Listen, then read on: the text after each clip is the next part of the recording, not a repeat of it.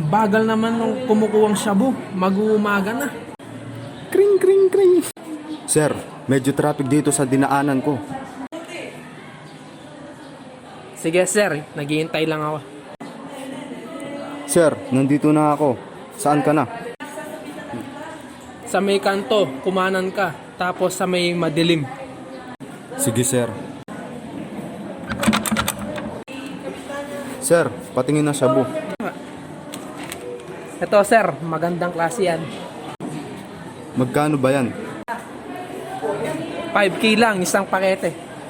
Dapa, pulis ako. Hala, pulis pala, naloko na.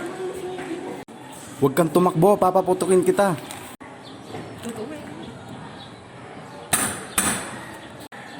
Aray! Ah!